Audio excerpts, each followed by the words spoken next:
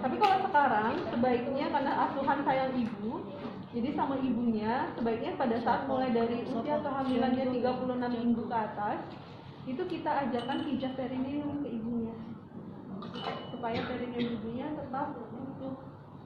Jadi diajarkan pijat perineum di daerah perineum ibu di sini, kita lakukan pemijatan supaya perineumnya utuh. Jadi harapan kita tidak perlu dilakukan episiotomi. Ibunya boleh pijat sendiri atau nanti dibantu sama bapaknya atau suaminya gitu. Jadi pada saat konsul kita ajarkan bagaimana cara pijatan ini.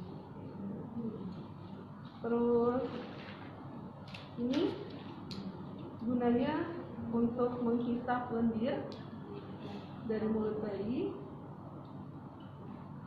Terus meteran ini nanti untuk mengukur itu sih, mengukur bayi panjang badan sama.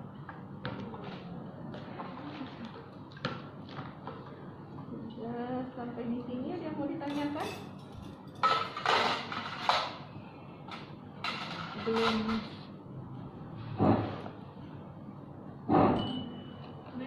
Ya? Kan kalau bayinya susah keluar, boleh nggak kita memberikan simulasi pada payudara untuk mengeluarkan hormon oksitosinnya? Boleh. Gimana? Boleh pinjam baki nggak? Jadi biar rapi. Nggak tahu satu orang baki dong.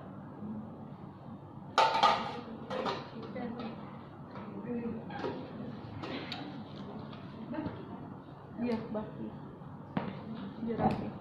Satu lagi. Jadi benar kata si Egi ya, pada saat persalinan itu untuk merangsang terjadinya kontraksi kita bisa anjurkan kalau ibu yang ngelakuin sendiri itu nggak berasa. Tapi kalau misalnya perawatnya atau bidannya juga yang melakukan juga kadang sakit kan sama dia. Jadi kita minta tolong bantu sama suaminya untuk melakukan manipulasi puting, namanya manipulasi puting. Jadi puting ibunya dimainkan begitu. Gunanya tadi untuk merangsang kontraksi rahim biar terjadi pembukaannya lebih cepat gitu. Nah, karena kayak gitulah. Jadi pada trimester 1 sama trimester 2 itu sebenarnya tidak boleh dilakukan manipulasi puting. Kalau misalnya lagi hamil muda, ada tetangganya, kakaknya, atau tantenya, atau siapanya gitu, sedang hamil muda, diwanti-wanti, dipesanin kalau bisa jangan dilakukan manipulasi puting atau dimainkan putingnya sama suaminya, karena tadi bisa merangsang terjadinya kontraksi rahim. Takutnya nanti kalau misalnya nggak kuat bisa menyebabkan terjadinya keguguran atau abortus. Lagian juga biasanya pada saat usia kehamilan kayak gitu, di trimester 1 atau 2 memang payudara kita jadi lebih sensitif, payudaranya juga lebih sensitif gitu. Misalnya disentuh dikit aja udah sakit,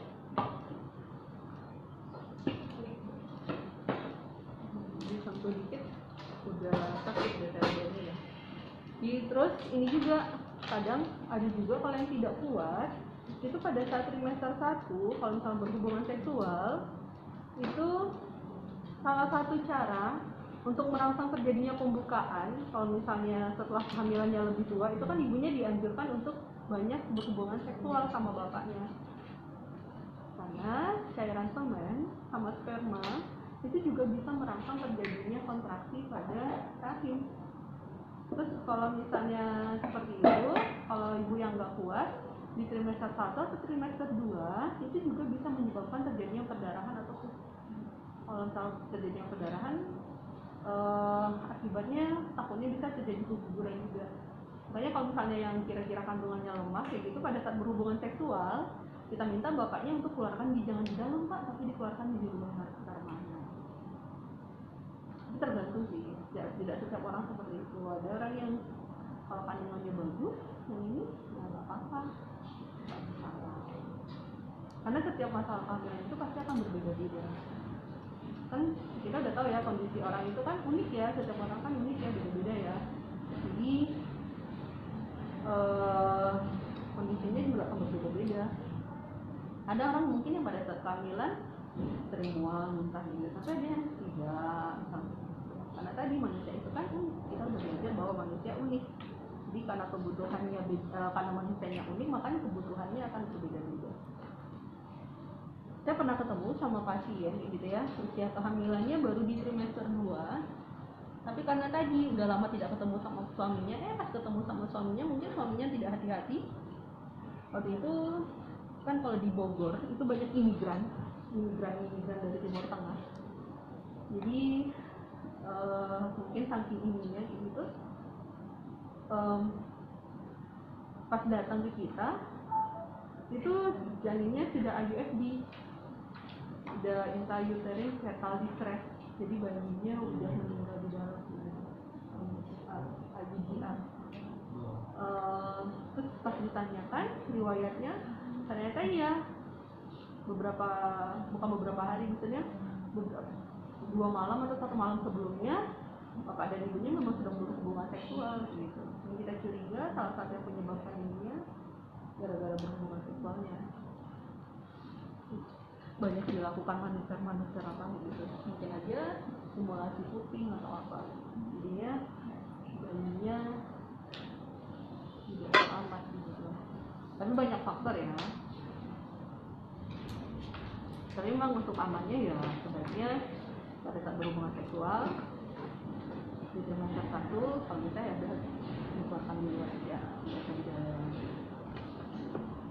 Belajar maternitas harus banyak yang saru ya, apalagi sama pacar.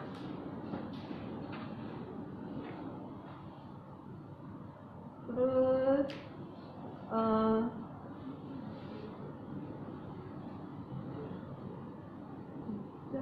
handuknya bisa pakai. Nah, handuknya itu ada 2. Nanti satu diletakkan di bawah bokong, satu lagi ditaruh di atas perut ibu. Yang di bawah bokong untuk mengawasi, yang di atas perut ibu itu jadi pada saat bayinya lahir nanti bisa langsung kita bersihkan sama handuk yang ada di atas perut ibu. Pada saat ibunya sedang mengedang kayak gitu ya, atau mengeran, normal kalau misalnya ibunya buang air besar, karena kepala janin nanti akan menekan sacrum, menekan anus. Jadi kalau misalnya masih ada kotoran di dalam anus ibu, bisa jadi nanti ibunya akan buang air besar gitu. Kalau dulu malahan dihupnah, dibersihkan, diminta bukan diminta, maksudnya usus besar ibunya dibersihkan gitu. Tapi kalau sekarang nggak lagi pakai hupnah, jadi kalau memang ibunya mau BAB ya nggak apa-apa, BAB aja nggak apa-apa. Karena memang sudah fisiologi, sudah normal. Jadi pada saat kepala janin turun itu akan menekan usus besar ibunya, menekan anusnya. Terus jangan gigi, nah biasa sih. Terus apa lagi ya?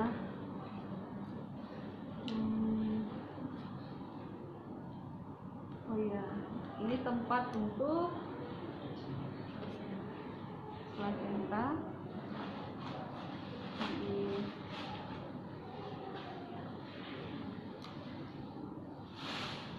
Untuk placenta, jadi kalau placentanya setelah placenta lahir kita lihat ada atau tidak kotiledonnya lengkap atau tidak, kotiledonnya lengkap atau tidak, selaput ketubannya kalau sudah lengkap kotiledonnya, selaput ketubannya sudah lengkap, kita bisa masukkan ke dalam tempat placenta, terus kita bawa ke keluarganya. Nanti keluarganya mau bawa pulang atau dikuburkan gitu kan, biasanya kadang kayak gitu ya, dibawa pulang atau dikuburkan. Terus ini ember berisi larutan DTP. Larutan DTP itu artinya larutan yang berisi air panas. Air panasnya tidak dicampur sama air, tapi nanti didinginkan sendiri. Untuk tempat merendam alat-alat. Larutan klorin deh, bukan larutan DTP. Jadi larutan klorin untuk merendam alat-alat yang sudah digunakan. Ini taruh di bawah. Terus handphone.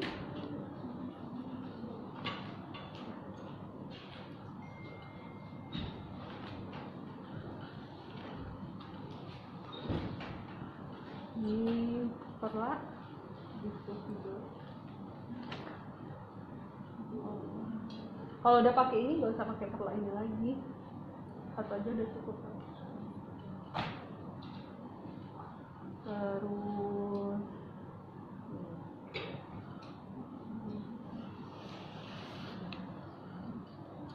ini kateter.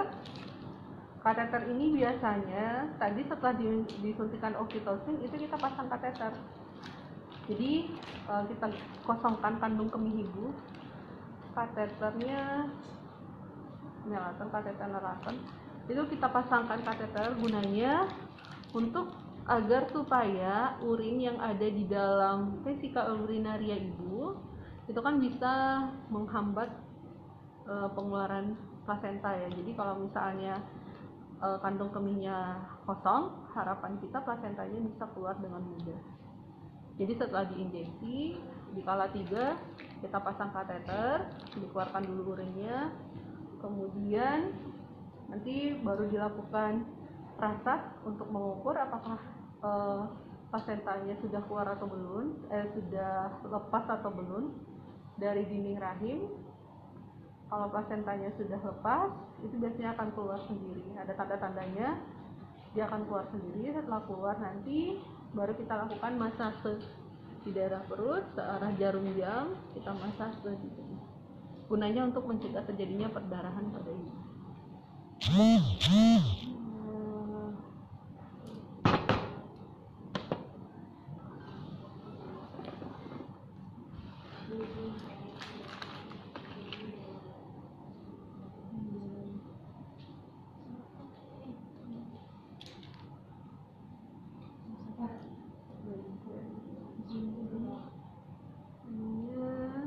Sudah? Ada yang mau ditanyakan? Sinyal. Langsung zoom ya? Atau kawan-kawannya ya? Maaf ibu, angkat bokongnya ibu, sama ya.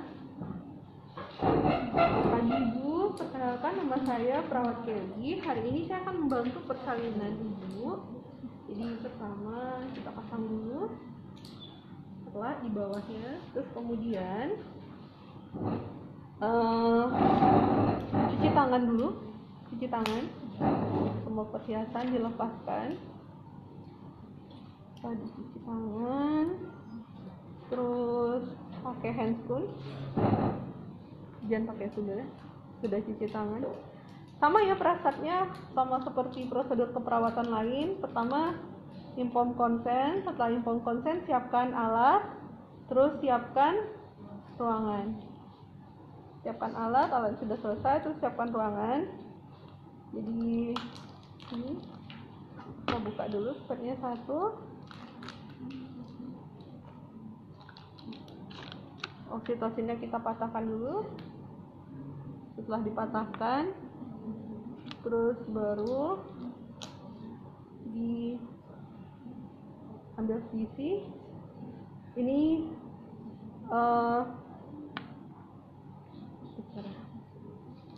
harusnya tangannya tadi pakai handscoon deh, pakai handscoon. Ini dipatahkan dulu, ini dibuka. Setelah dibuka dimasukkan ke dalam bak ya, masukkan ke dalam bak dulu.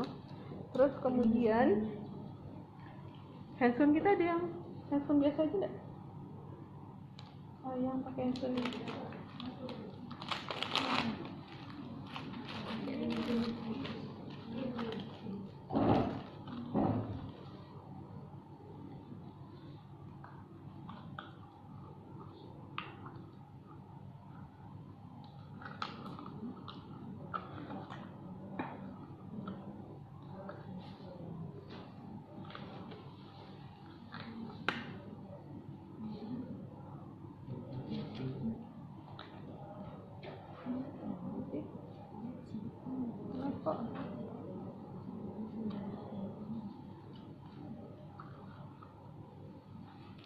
Tidak ada tekstilnya.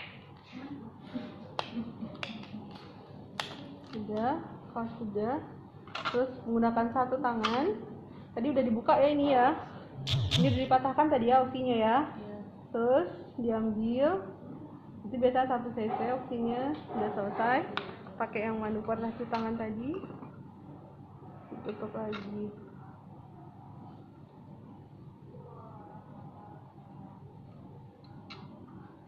Terus kalau sudah, kita bisa lakukan pemeriksaan dalam ke ibunya. Jadi dekatkan belok. Ibu, maaf, saya akan melakukan pemeriksaan dalam gunanya melihat apakah pembukaan ibu sudah lengkap atau tidak. Nanti pada saat dilakukan pemeriksaan mungkin ibu akan terasa sedikit nyeri kayak gitu ya. Terus pada saat dia tidak terlalu nyeri, saya minta ibu untuk tarik nafas dalam. Jadi tarik nafas dalam. Nanti kalau misalnya tarik nafas dalam sama alihkan pikirannya, ya bu udah nyeri, boleh bu saya buka, kita buka pakaian bagian bawah ibunya. Terus lakukannya labia mayora, labia minora yang terjauh, labia minora terdekat, terus kemudian klitoris. Setelah ini kita masukkan, kita periksa tadi pembukaannya, kita lihat pembukaannya lengkap atau tidak. Jadi pembukaannya sudah lengkap, porsia sudah tidak teraba lagi, terus terasa kepala bayi di hok 4, terus selaput ketuban masih terasa. Kalau sudah selesai, tangan ibunya terus langsung dibersihkan di air kayak gitu, dibersihkan di air, handscoonnya diganti kalau misalnya pembukaannya tidak lengkap. Tapi kalau misalnya pembukaannya masih lengkap, pembukaannya sudah lengkap, sudah mau ada tanda persalinan, nggak usah diiniin handscoonnya, nggak usah dibuka karena rugi kan kalau misalnya diiniin. Jadi kalau misalnya sudah lengkap, udah mau persalinan, langsung aja pakai lagi yang sebelah kiri. Ini sebelah kiri ini mana? Oh, memang cuma satu ya handscoonnya ya? Apa jatuh? Dua biasanya. Hah? Dua biasa. Iya, makanya saya juga heran, biasanya dua handphone. Kok ini cuma satu? Pokoknya kan sudah pakai dua. Mungkin ini Milan.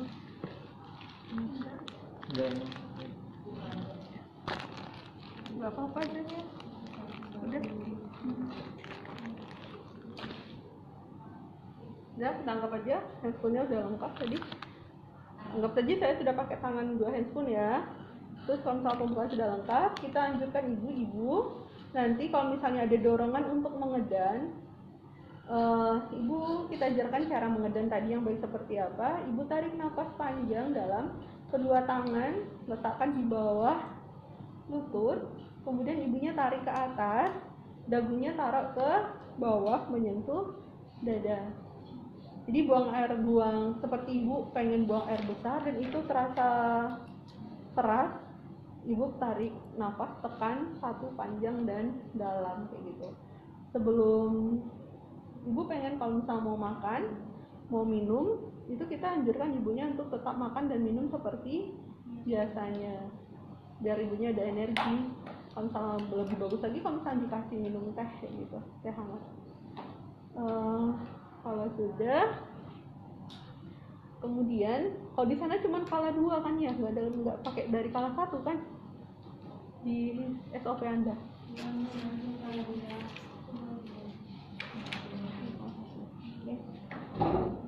Terus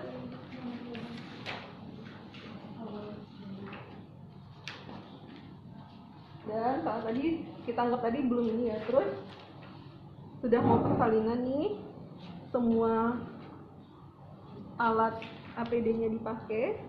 Tadi kan handphone saya sudah diinin ya.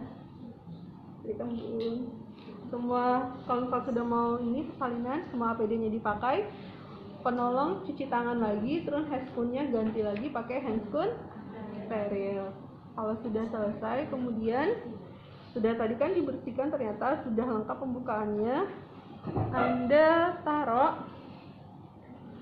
satu buah duk di bawah bokong ibu. Ibu maaf, taruh, iya naikkan ibu. Nah, pintar. Terus satu lagi handuk. Itu handuknya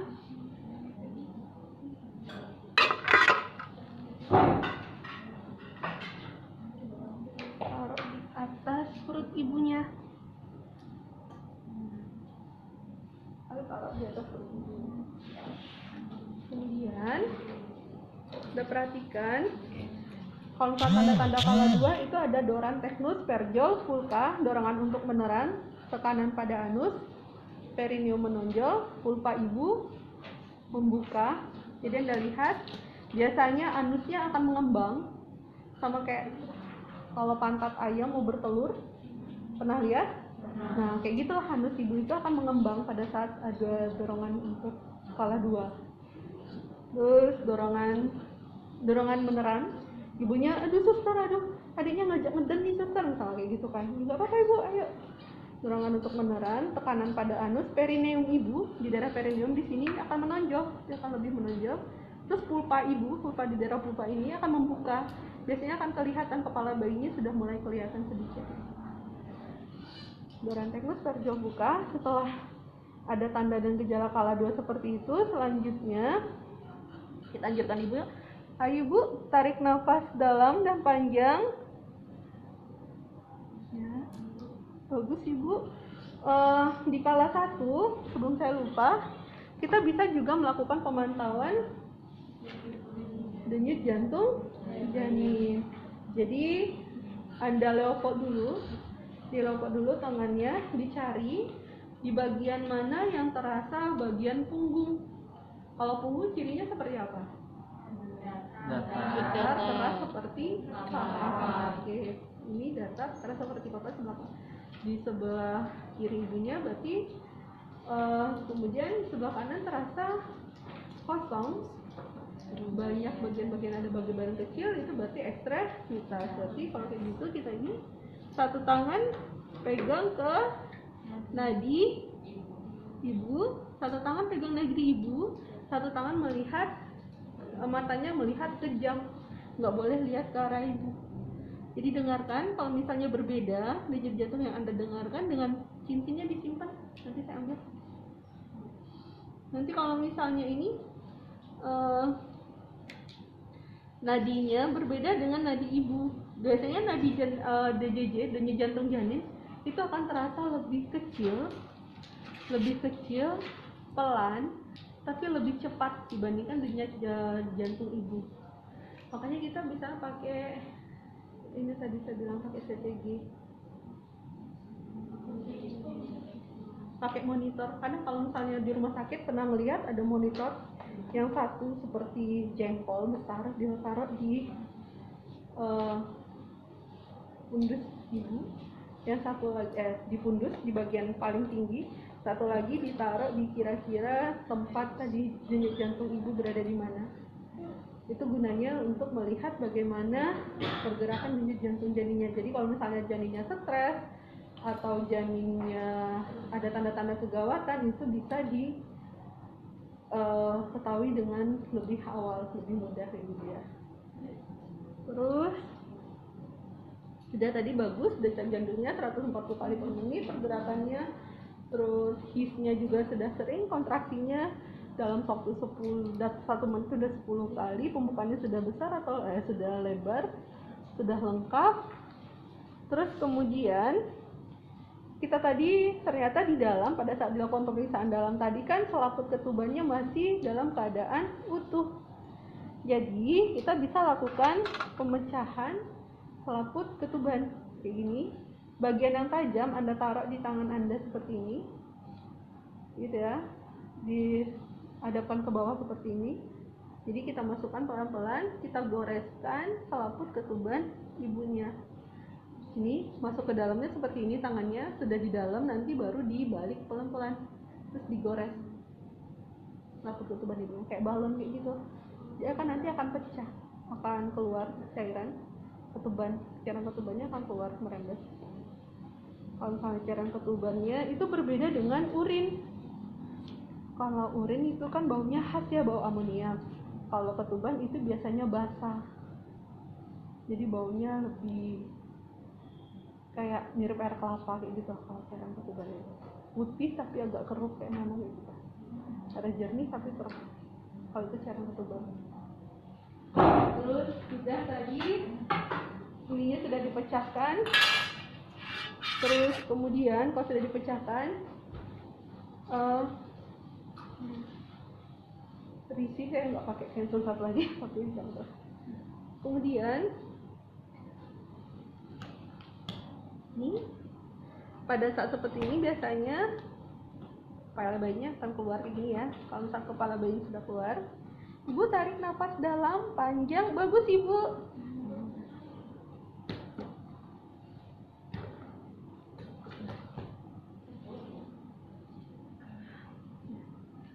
Iya, bagus ibu. Terus, bagus ya, terus ibu. Nah, pada saat seperti ini, bayinya akan mulai kelihatan mata sama hidungnya kayak gitu. Kita bersihkan dulu. Kita bersihkan mata sama hidungnya. Terus kemudian periksa ada atau tidak lilitan pada tali pusat di lehernya, lilitan tali pusat di daerah leher. Kalau tidak ada lilitan tali pusat, bayi kemudian akan melakukan putaran pasti luar untuk mengeluarkan bahunya. Kalau pasti sudah keluar bahu kayak gitu, kita ambil. Nah, satu tangan itu akan menyusuri tangan kanan kayak gini sampai ke daerah bokong kayak gini. Lakukan susuran, terus kemudian diambil, dibersihkan bayinya. Tadi pada saat, karena saya tangannya satu ya, pada saat janin yang keluar kayak gitu, itu satu tangan menekan di bawah, di daerah perineum di bawah sini. Fungsinya agar supaya tidak terjadi robekan. Tangan yang satu lagi tadi menekan di daerah atas seperti ini. Karena tangan saya, ya kita coba lagi, ada satu orang yang bantu saya, yang bantu mengeluarkan bayi. Boleh, ya. Jadi satu tangan di bawah sini ya, fungsinya untuk mencegah terjadinya robekan. Satu tangan, satu lagi di sini, di dekat daerah uretra ibu, dekat daerah klitoris, perineum kayak gini. Juga fungsinya untuk mencegah terjadinya robekan kalau ditahan kayak gini. Ibu, lututnya jangan diangkat ya bu. Ayo, bagus ibu. Bokongnya jangan diangkat, terus ibu. Dorong, bagus ibu. Terus ibu. Itu kepala adiknya sudah mau keluar ibu. Ayo ibu. Nah, biasanya kalau kepala bayi itu keluarnya kayak gini dulu. Ininya biasa, kaputnya dulu. Kalau udah kayak gini,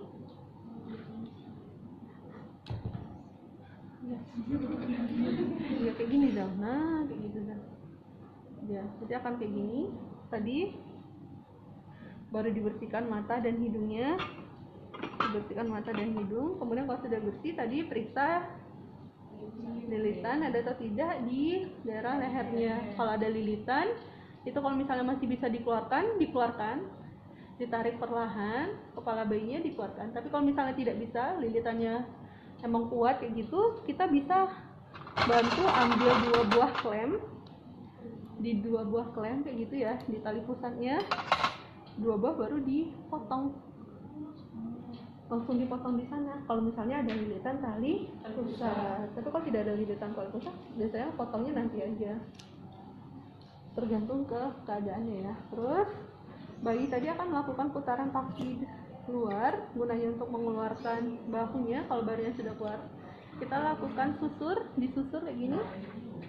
Udah, kalau disusur dilihat, nah taruh di atas perut ibunya, dilihat dulu kelengkapan organnya lengkap atau tidak.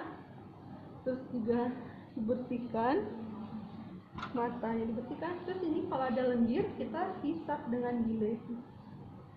Nah, jadi tekannya di luar, kan kayak gini ya, tekannya di luar kayak gini. Pas sudah sini baru dia kan ngisap kan. Nah, buang sini, buang. Terus gitu juga di hidungnya.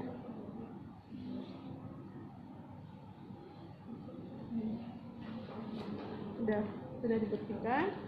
Dilihat, kalau dulu, zaman dulu, untuk melihat apakah anus bayi berfungsi atau tidak, itu biasanya kita dicolok sama termometer. Kalau sekarang asuhan sayang bayi nggak boleh lagi bayinya dicolok-colok sama termometer. Jadi dilihat aja anusnya lengkap atau tidak, ada anus atau tidak.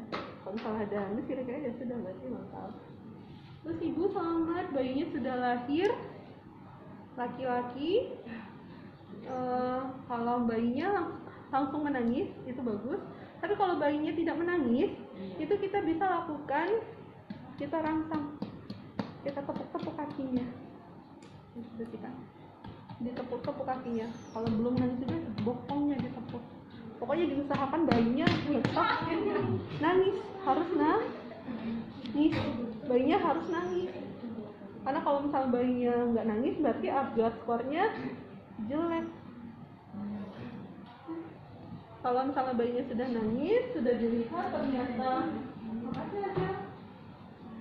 ya, ternyata semua alat intranya lengkap, kita pasang topi, gunanya untuk mencegah terjadinya kehilangan panas. Kemudian kita bisa lakukan inisiasi menyusui dini atau IMD pada ibunya. Kita letakkan bayinya di daerah dada ibu. Nanti bayinya, karena bayi itu pintar, dia akan mencari sendiri puting susu ibu. Selain itu, pergerakan atau gerakan yang dilakukan oleh bayi itu dia akan menendang perut-perut ibu, ditendang-tendang kayak gini ya. Itu juga berfungsi sebagai masase. Terus tadi setelah bayi lahir, langsung kita injeksi sepertiga kiri bagian atas ya. Injeksi, kita masukkan oksitosin 1 ampul. Sudah diinjeksi oksitosin, ini dimasukkan ke dalam ini box kuning ya. Terus kemudian kita lakukan kateterisasi. Ya, gunanya kalau misalnya seandainya masih ada urin yang keluar, masih ada urin kayak gitu, urinnya bisa keluar. Terus kemudian plasenta saya kalau nggak keluar ya, bayinya aja. Ini bayinya tadi kan plasentanya masih gabung ya sama ini bayi ya. Terus kita klem. Nah, 1. Terus kemudian kita klem lagi, kira-kira jaraknya 10 cm dari klem yang pertama. Baru pada saat tidak berdenyut lagi, kita bisa lakukan pemotongan plasenta. Kita bisa potong plasentanya. Atau bisa minta tolong bapaknya untuk ini. Pak, bapak mau, kalau misalnya ada suaminya kayak gitu mendampingi ya, bapak mau untuk memotong plasenta. Atau kalau misalnya sekarang kan ada yang gentle birth, itu nggak dipotong plasentanya, dibiarkan aja plasentanya. Terserah sih, maksudnya tergantung keyakinan pasien masing-masing, tapi biasanya dipotong ya. Sudah dipotong plasentanya, terus salah deh, tadi dipotong plasentanya pas saat masih di sini ya, belum dibalik nih, misalnya belum diinin ke ibunya, masih di sini. Jadi potong yang pertama itu jaraknya kira-kira 5 cm dari plasenta. Yang ini jaraknya kira-kira, mana tadi klem saya satu lagi ya? Tuh, ini